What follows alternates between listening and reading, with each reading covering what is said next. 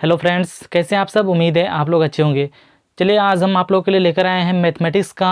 हम लोग शुरू से डिस्कशन करने वाले हैं और हम लोग चैप्टर वाइज यहाँ से पढ़ेंगे मैथमेटिक्स का, जो कि हर प्रकार के एग्ज़ाम में यहाँ से क्वेश्चंस पूछे जाते हैं और हमारे लिए जानना काफ़ी उपयोगी हो जाता है। तो चलिए आज हम लोग यहाँ पर शुरू करेंगे एकदम बिल्कुल बेसिक से। मैथमेटिक्स को हम लोग यहाँ से समझेंगे कि नंबर्स क्या होते हैं और उनमें से नंबर्स के टाइप्स पढ़ेंगे। तो सबसे पहले टाइप्स नंबर में क्या है, प्राकृत संख्या। यानी कि प्राकृत संख्या हम किसको कहते हैं, प्राकृत संख्या जिसको हम इंग्लिश में नेचुरल नंबर्स कहते हैं। इंग्लिश में क्या कहते हैं, इसको नेचुरल नंबर्स कहते हैं। तो आइए हम लोग जानते हैं कि नेचुरल नंबर्स किसको कहते हैं, यानी कि प्राकृत संख्या किसको कहते हैं। जिन संख्याओं से वस्तु की गणना की जाती है, यानी कि 1 2 3 4, यानी कि गिनती की संख्या जितनी भी हो तो उसको क्या कहेंगे, उसको प्राकृत संख्या कहेंगे। यानी कि मेरे घर में 5 सदस्य है तो मैंने ये गिनती किया, तो यानी कि गिनती की जितनी भी संख्या है उसको हम प्राकृत संख्या कहेंगे। यानी कि कोई भी वस्तु को हम गिनते हैं तो उसको हम क्या कहेंगे, उसको हम प्राकृत संख्या कहेंगे। यानी कि 1 से जो शुरू होती है और वो अनगिनत यानी इन्फिनाइट तक चलती है। कब से चलती है, 1 से शुरू होती है और वो इन्फिनाइट तक चलती है, तो उसको हम प्राकृत संख्या कहते हैं। तो दोस्तों यहाँ पर याद रखना है कि यहाँ पर जीरो काउंट नहीं होता है। क्या होता है,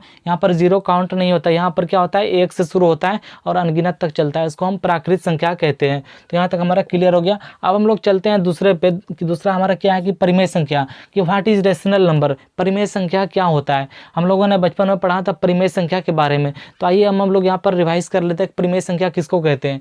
यानी कि ऐसा भिन्न, यानी कि जो कि p/q के रूप में हो। क्या हो, ऐसा फ्रैक्शन जो p/q के रूप में हो। क्या हो, p/q के रूप में हो। p/q की हम बात करें तो क्या हो, कोई भी संख्या, दो संख्या हो वो p/q के रूप में, यानी 5/4। तो क्या हुआ, ये p/q के फॉर्म में दिया हुआ है। 6/1 ये क्या हुआ, ये p/q के रूप में दिया हुआ है। 7/2 ये क्या हुआ, ये p/q के रूप में है। तो यहाँ पर क्या होगा, p और q दोनों क्या होना चाहिए, दोनों इंटीजर होना चाहिए, यानी कि दोनों पूर्णांक होना चाहिए। इसका ये कंडीशन है, तभी ये परिमेय संख्या होगा। और q क्या होना, q = नॉट जीरो, यानी कि q का वैल्यू जीरो नहीं होना चाहिए, तभी हम इसको परिमेय संख्या बोल सकते हैं। तो सबसे पहले हम लोग यहाँ पर जाने कि परिमेय संख्या किसको कहते हैं। यानी कि कोई भी भिन्न जो हो, फ्रैक्शन हो, वो p/q के फॉर्म में हो।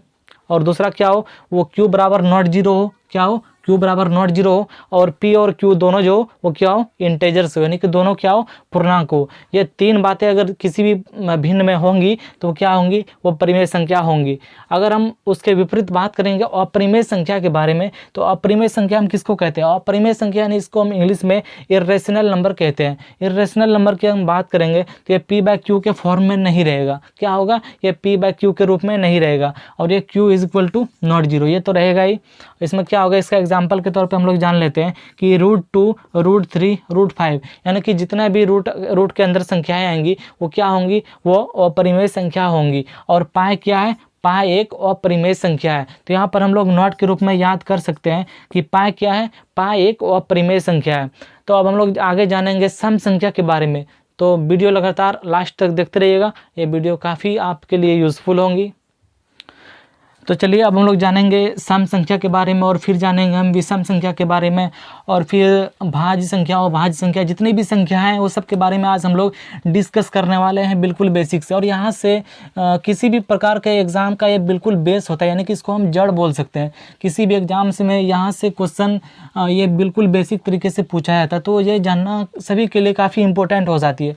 तो चलिए हम लोग यहाँ पर जानेंगे सम संख्या के बारे में। तो आइए अब हम लोग जानेंगे सम संख्या के बारे में। सम संख्या जिसको हम इंग्लिश में क्या बोलते हैं, इसको इवन नंबर। सम संख्या को इंग्लिश में हम क्या बोलते हैं, सम संख्या को इंग्लिश में हम इवन नंबर बोलते हैं। यानी कि जो 2 से विभाज्य हो, क्या हो, जो संख्या 2 से विभाजित हो, यानी कि जो भी प्राकृत संख्या 2 से विभाजित हो उसको हम क्या बोलेंगे, उसको हम सम संख्या बोलेंगे। सम संख्या की अगर हम बात करेंगे उसके उदाहरण की, तो हम लोग समझ सकते हैं कि 2, 4, 6, 8, 10, 12, 14 ये सब क्या हुए, ये सब हमारे सम संख्या हो गए। यानी कि ये हमारे क्या है, 2 से विभाज्य, यानी कि 2 दूना 4, 2 3 6, 2 चौके 8, ये सब क्या है, ये 2 से विभाजित है। तो ये क्या हो गया, ये सम संख्या हो गया। यानी कि जो भी प्राकृत संख्या है 2 से विभाजित होगी वो क्या होंगी, वो सम संख्याएं होंगी। अब हम लोग यहाँ पर बात करेंगे विषम संख्या के बारे में। विषम संख्या के बारे में बात करेंगे तो इसको हम इंग्लिश में ऑड नंबर बोलते हैं। ऑड नंबर इसको बोलते हैं। तो इसके बारे में हम लोग डिफिनेशन जानेंगे कि जो 2 से विभाज्य ना हो, यानी कि जो भी प्राकृत संख्या है 2 से विभाजित ना हो तो उसको हम क्या बोलेंगे, उसको हम विषम संख्या बोलेंगे। यानी कि जिसमें केवल उसी संख्या या अन्य किसी विषम संख्या से पूरा भाग लग सके। यानी कि हम लोग यहाँ पर इसका कंक्लूजन समझ सकते हैं कि इसके सिर्फ केवल और केवल 2 ही गुणनखंड होंगे।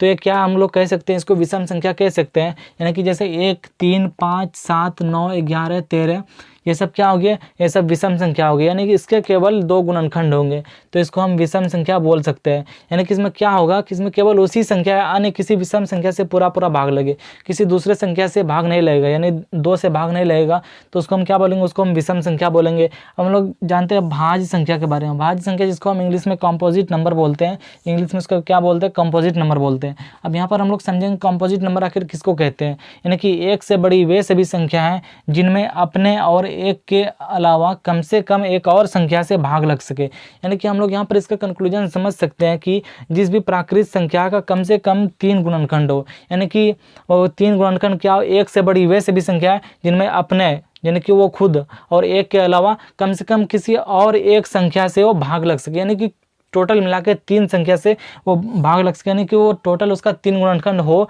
तो हम उसको क्या बोलेंगे, उसको हम भाज्य संख्या बोल सकते हैं। तो गाइज मुझे आशा है कि आप लोग को वीडियो अच्छी लगी होगी। वीडियो अच्छी लगी तो वीडियो में लाइक कमेंट जरूर करें और बताएं कि कहाँ पर कमी रह गई है और कहाँ पर समझ में नहीं आया। और नेक्स्ट वीडियो में हम लोग कवर करने वाले हैं इससे आगे टॉपिक के बारे में। तो चलिए कमेंट करके जरूर बताइएगा आप लोग। मिलते हैं नेक्स्ट वीडियो में, तब तक के लिए बाय, आपका दिन शुभ हो।